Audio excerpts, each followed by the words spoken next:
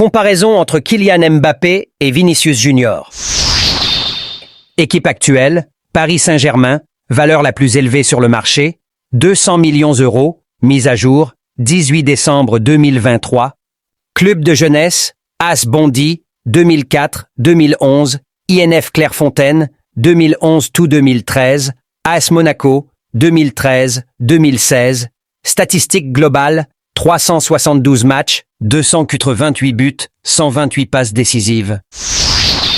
Équipe actuelle, Real Madrid, valeur la plus élevée sur le marché, 150 millions €, mise à jour, 22 décembre 2023.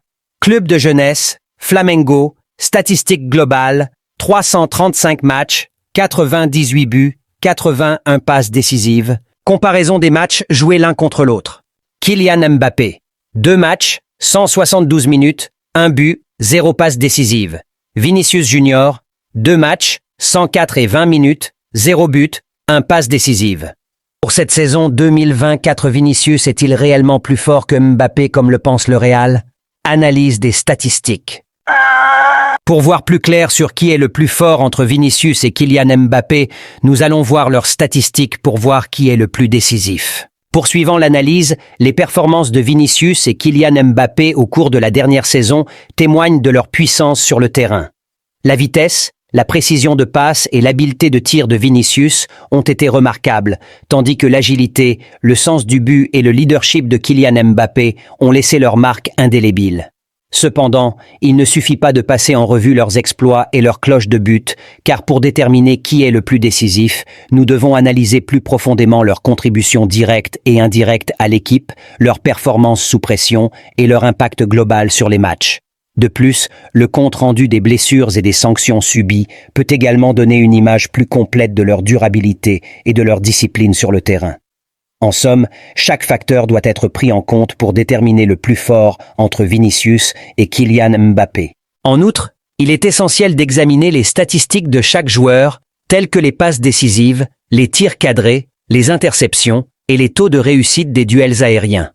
En comparant ces chiffres, nous pourrons mieux comprendre les forces et les faiblesses de Vinicius et Kylian Mbappé et apprécier l'ampleur de leur impact sur le terrain. Il est également crucial de tenir compte de leur évolution et de leur potentiel de croissance future. Étant donné leur jeunesse, il est possible que l'un ou l'autre joueur atteigne de nouveaux sommets en termes de performance et de contribution à l'équipe dans les années à venir. Il convient également de prendre en compte les attentes et les objectifs des clubs pour lesquels Vinicius et Kylian Mbappé jouent actuellement. Les rôles qu'ils ont dans leurs équipes sont-ils comparables? Comment leurs caractéristiques personnelles et leur style de jeu s'intègrent-ils dans le schéma tactique et la vision de leur entraîneur? Répondre à ces questions et prendre en compte le contexte de leur situation actuelle peut aider à présenter une image bien plus précise de l'influence de chaque joueur sur le terrain. Enfin, ne négligeons pas l'importance du caractère et du professionnalisme hors du terrain. Le tempérament, l'éthique du travail et l'attitude de Vinicius et Kylian Mbappé en dehors des matchs peuvent également avoir un effet significatif sur leur performance sur le terrain. Leur capacité à gérer la pression médiatique, à rester concentrés et à maintenir une vie équilibrée contribuera sans aucun doute à leur succès futur. En résumé, pour comparer Vinicius et Kylian Mbappé et déterminer qui est le plus fort, il est nécessaire de prendre en compte une multitude de facteurs allant de leurs statistiques et de leur évolution sur le terrain à leur comportement et leur professionnalisme hors du terrain. Seule une analyse exhaustive permettra de faire une évaluation juste et précise du niveau de performance et de l'impact de chaque joueur. Ces statistiques montrent clairement les performances de ces joueurs de football talentueux dans leurs 2 derniers matchs. Les différents aspects de leur jeu, tels que les minutes jouées, le nombre de buts marqués et le nombre de passes décisives, permettent de mettre en évidence leurs compétences et leur contribution à l'équipe. Il est intéressant de suivre leur évolution au fil des matchs et d'analyser comment chacun d'entre eux peut influencer le résultat final.